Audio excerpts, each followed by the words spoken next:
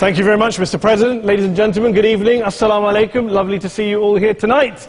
We are having a very entertaining night, are we not, with some very interesting things being said from the other side of the house tonight.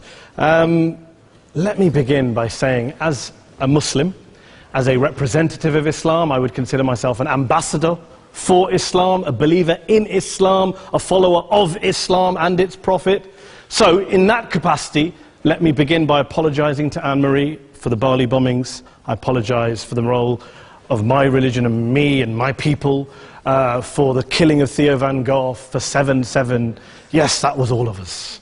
That was Islam, that was Muslims, that was the Quran. I mean, astonishing claims to make in the very first speech tonight, on a day like today, where the Conservative Prime Minister of the United Kingdom is having to come out and point out that these kind of views are anathema. And I believe you're trying to stand for the Labour Party to become an MP in Brighton. If you do, and you make these comments, I'm guessing you'll have the whip withdrawn from you, but then again, UKIP's on the rise, they'll take you, the BNP, they might have something to say about your views. This is what Mehdi Hassan always does. By the way, just on a factual point, since we heard a lot about the second speaker, about how backward we Muslims all are, on a factual point, you said that Islam was born in Saudi Arabia. Islam was born in 610 AD. Saudi Arabia was born in 1932 AD. So you were only 1,322 years off. Not bad? Not bad start there. Talking of maths, by the way, a man named Al-Khwarizmi was one of the greatest mathematicians of all time, a Muslim, worked in the golden age of Islam.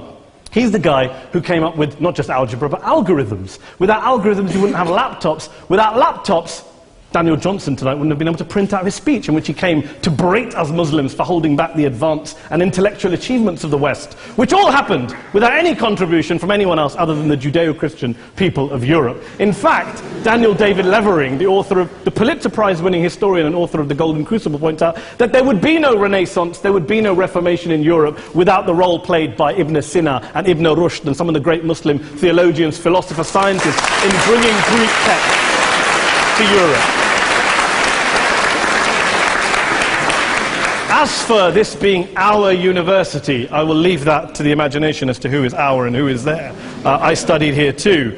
An astonishing set of speeches so far making this case tonight. A mixture of just cherry-picked quotes, facts and figures, self-serving, selective, a farrago of distortions, misrepresentations, misinterpretations, misquotations.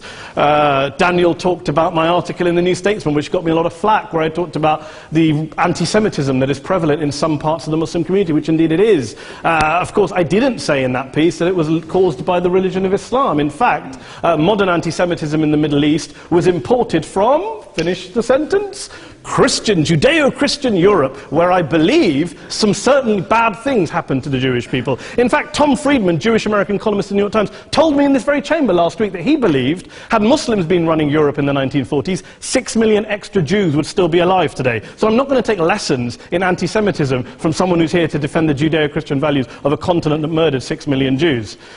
Moving swiftly on. Yes. Absolutely. Well, I'm about to make that point. No, I'm about to make that point. You're right. I agree with you. I agree with you 110%. That is my point. I don't think Europe is evil or bad. I'm a very proud European. I don't want to judge Europe on that basis, but if we're going to play this gutter game where we pull out the Bali bombing and we pull out examples of anti-Semitism in the Islamic community, then of course I'm going to come back and say, well, hold on. I mean, look, let's be very clear. Daniel here was a last-minute replacement for Douglas Murray, who had to pull out. And Douglas and I have a well-documented differences, but to be fair to Douglas, as to be fair to Anne-Marie and to Peter, atheists. Atheists see all religions as evil, violent, threatening. What the problem I have with Daniel's speech is that Daniel comes here to run this robust defense of Christianity, forgetting that his fellow Christians, people who said they were acting in the name of Jesus, gave us the Crusades, the Spanish Inquisition, the anti-Jewish pogroms, European colonialism in Africa and Asia, the Lord's Resistance Army in Uganda, not to mention countless arson and bomb attacks on abortion clinics in the United States of America to this very day. I would like a little bit of humility from Daniel first before he begins lecturing other communities and other faiths on violence, terror and intolerance. But, no thank you. Some water. But I would say this, to address the gentleman's very valid point here, I'm not going to play that game. I don't actually believe that Christianity is a religion of violence and hate because of what the LRA does in Uganda or what Crusaders did to Jews and Muslims in Jerusalem when they took back the city in the 12th or 13th or whatever century it was. I believe that Christianity, like Islam, like pretty much every mainstream religion, is based on love and compassion and faith. I do follow a religion in which 113 out of the 114 chapters of the Quran begins by introducing the God of Islam as a God of mercy and compassion. I would not have it any other way. I don't follow a religion which introduces my God to me as a God of war, as some kind of Greek God of wrath, as a God of hate and injustice. Not at all. As Adam pointed out, you go through the Quran and you see the mercy and the love and the justice. And yes, you have verses that refer to warfare and violence. Of course it does. This is not a motion about pacifism. I'm not here to argue that Islam is a pacifistic faith. It is not. Islam allows military action, violence in certain limited contexts. And yes, a minority of Muslims do take it out of that context. But is it religious? We talked about Woolwich. Daniel and Anne-Marie have suggested that it's definitely religion that's behind all of this. Well, actually, what I find so amusing tonight is we're having a debate about Islam. And the opposition tonight have come forward. We have a graduate in law, a graduate in modern history, a graduate in chemistry. And, you know, I admire all of their intellects and their abilities, but we don't have anyone who's actually an expert on Islam, a scholar of Islam, a historian of Islam, a speaker of Arabic, even a terrorism expert or a security expert or a pollster, let alone to talk about what Muslims believe or think. Instead, we have people coming here, putting forward these views, putting forward these sweeping opinions. Listen to Professor Robert Pape of the University of Chicago, one of America's leading terrorism experts, who, unlike our esteemed opposition tonight, studied every single case of suicide terrorism between 1980 and 2005, 315 cases in total. And he concluded, and I quote, "There is little connection between suicide terrorism and Islamic fundamentalism or any of the world's religions. Rather, what nearly all suicide terrorist attacks have in common is a specific secular and strategic goal to compel modern democracies to withdraw military forces from territory that the terrorists consider to be their homeland." And the irony is, when we talk about terrorism, the irony is that the opposition and the Muslim terrorists, the Al-Qaeda types, actually have one thing in common. Because they both believe that Islam is a warlike, violent religion. They both agree on that. They have everything in common. Osama bin Laden would be nodding along to everything he's heard tonight from the opposition side. He agrees with them. The problem is that mainstream Muslims don't. The majority of Muslims around the world don't.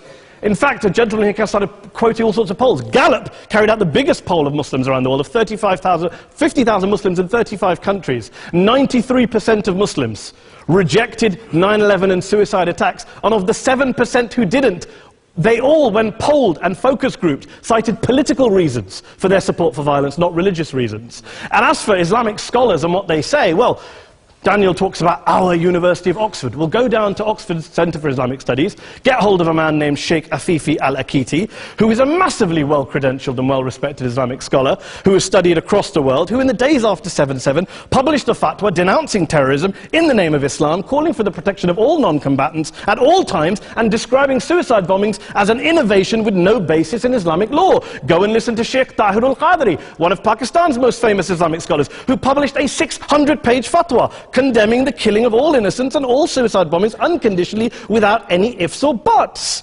There's nothing new here. This is mainstream Islam, mainstream scholarship, which has said this for years. You don't go out and kill people willy-nilly in the high street or anywhere else, on a bus or a mall, based on verses of the Quran that you cherry-pick without any context, any understanding, any interpretation, or any commentary. Point of information. Please.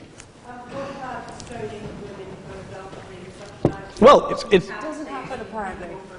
I didn't say it doesn't happen at all. I never said it didn't happen. I don't blame Islam. Yes, it's a very good point. And a lot of us are campaigning against that. And we're campaigning against it in the name of Islam. We're campaigning against it in the name of various interpretations of Islam. Anne-Marie comes and scares us with her talk of Sharia law. I would like to see the book of Sharia law. It doesn't exist. People argue over what Sharia law is. And you empower the extremists by saying there is only one version. You empower them all. I don't believe you took any interruptions, Anne-Marie, so I think you should stay there for a moment. Here's what we're dealing with. Here's what we're dealing with. We are dealing, I took your point. Here we are dealing with a 1400-year-old global religion, followed by 1.6 billion people in every corner of the world, a quarter of humanity, of all backgrounds, cultures, ethnicities, and yet the opposition tonight wants to generalize, stereotype, smear, in order to desperately win this debate. And here's my question, if we're going to generalize and smear. If, okay, people say yesterday's bombers, and we've got to be careful, there's a trial going on, were yesterday's attackers, motivated by Islam? Big debate. I don't believe they were. Let's say they were. Let's say Faisal Shahzad, the Times Square bomber, was motivated by Islam. Let's assume, for sake of argument, that Richard Reeves, the shoe bomber, was motivated by Islam. If Islam is responsible for these killings, if Islam is what is motivating these people, and Islam is therefore not a religion of peace, a religion of war, then ask yourself this question: why aren't the rest of us doing it? Why is it such a tiny minority of Muslims are interpreting their religion in the way that the opposition claim they are? Let's assume there are 16,000 suicide bombers in the world. There aren't. Let's assume there are for the sake of argument. That's 0.001% of the Muslim population globally. What about the other 99.99% of Muslims who the opposition tonight either ignore or smear? The reality is that the rest of us aren't blowing ourselves up tonight. The reality is that the opposition came here tonight not worried about the fact that me and Adam might pull open our jackets and blow ourselves up tonight because we're followers of a warlike warrior religion which wants to take over Europe and Daniel's university. The issue is this. The issue is this. Unless the opposition can tell us tonight, and Peter Atkins is here, one of our great atheist intellectuals, can tell us tonight, can answer this question tonight: why don't the vast majority of Muslims around the world behave as violently and aggressively as a tiny minority of politically motivated extremists? Then they might as well give up and stop pretending they have anything relevant to say about Islam or Muslims as a whole. Ladies and gentlemen, let me just say this to you. Think about what the opposite of this motion is. If you vote no tonight, think about what you're saying the opposite of this motion is. That Islam isn't a religion of peace, it's a religion of war, of violence, of terror, of aggression. That the people who follow Islam, me, my wife, my retired parents, my 6-year-old child, that 1.8 million of your fellow British residents and citizens, that 1.6 billion people across the world, your fellow human beings, are all followers, promoters, believers in a religion of violence. Do you really think that? Do you really believe that to be the case? They say that in the Oxford Union, the most famous debate was in 1933, when Adolf Hitler looked out for the result of the King and Country motion, where they voted against fighting for King and Country, and Hitler was listening out for the result. Well, tonight, 80 years on, there are two groups of people around the world who I would argue are waiting for the result of tonight's vote. There are the millions of peaceful, non-violent, law-abiding Muslims both in the UK, Europe, Asia, Africa and beyond, who see Islam as the source of their identity, as a source of spiritual fulfillment, of hope, of solace. And there are the phobes, the haters, the bigots out there who want to push the clash of civilizations, who want to divide all of us into them and us and ours and their. Ladies and gentlemen, I urge you all not to fuel the arguments of the phobes and bigots. Don't legitimize their divisions. Don't legitimize their hate. Trust those Muslims who you know, who you've met, who you hear, who don't believe in violence, who do want you to hear the peaceful message of the Quran as they believe it to be taught to the majority of Muslims, the Islam of peace and compassion and mercy, the Islam of the Quran, not of Al-Qaeda. Ladies and gentlemen, I beg to propose this motion to the House. I urge you to vote yes tonight. Thank you very much for your time.